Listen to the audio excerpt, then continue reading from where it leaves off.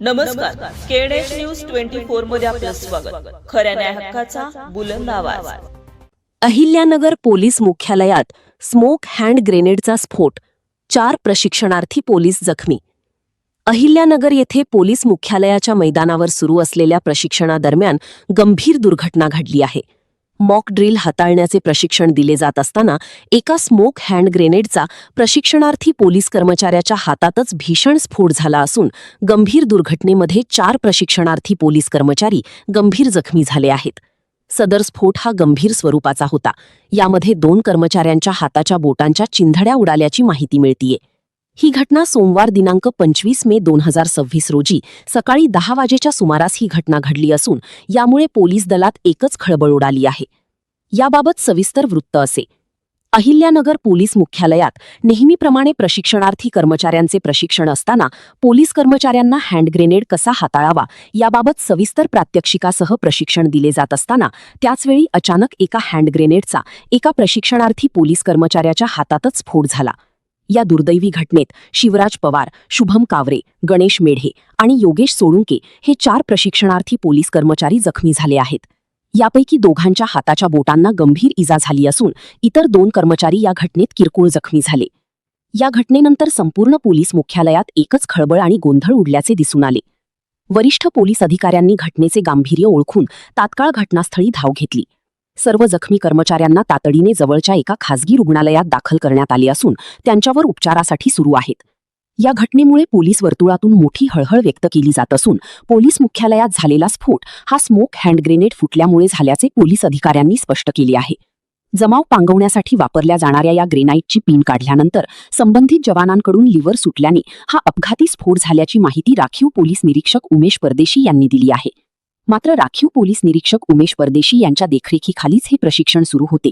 या गोष्टीला जबाबदार कोण असा प्रश्न विचारल्यानंतर संबंधित जवानांकडून चुकून ही घटना घडल्याचे पोलीस अधिकाऱ्यांनी स्पष्ट केले.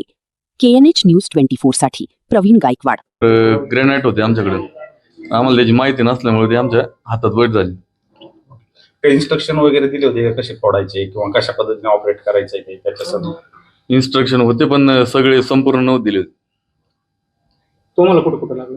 म्हणजे करंगुळी तुटलेली, पूर्ण वेगळी झाली करंगुळी. आमचं मॉक ड्रिलचा डेमो चालू होता. आमच्याकडं ग्रेनाइट दिलते आणि ग्रेनाइट कसे फोडायचे कसे करायचे ते काही सांगितलं नव्हतं आम्हाला. ते म्हणजे ऑर्डर आल्याच्या नंतर आम्ही ते पिन खोलली की जागेवर हातात ब्लास्ट झालं. किती कर्मचारी होते? काय कुठं लागलं तुम्हाला? माझं बोट करंगळी तुटली, डोळे पूर्ण हे झाले, ते आतमध्ये नाही का केमिकल वगैरे गेलं. साधारणतः किती कर्मचारी घायल?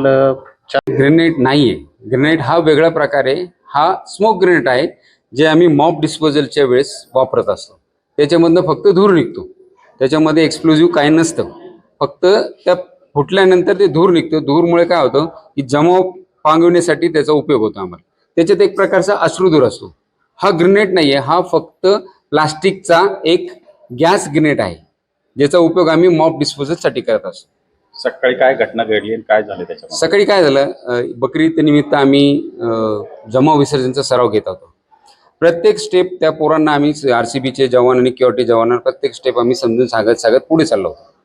पहिल्या स्टेपला काय करायचं, दुसऱ्या स्टेपला काय करायचं, तिसऱ्या स्टेपला काय करायचं. ज्या वेळेस गॅस थ्रो करायची स्टेप येते त्यावेळेस आम्ही त्यांना दाखवत असताना की सेफ्टी पिन जे ग्रेनेड असतो त्याची सेफ्टी पिन काढायची आणि थ्रो करायचा. फक्त काढायच्या आधी त्याची जी एक लिव्हर पट्टी असते ती आपल्या हातातच असायला पाहिजे. चुकून संबंधित जवानकडनं ती लिव्हर पट्टी सुटली आणि त्याच्या हातात तो ब्लास्ट झाला. एवढं काही मोठं सिरियसनेस नाही येते.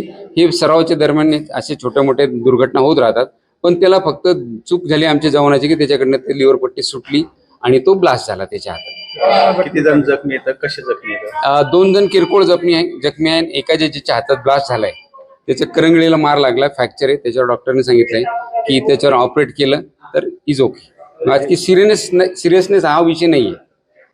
पण आता ही जबाबदारी नेमकं काय कोणाची? एवढं घटना घडते, जबाबदारी असं आहे की संबंधित हे जे जवान आहे हे RCBचे जवान आहे.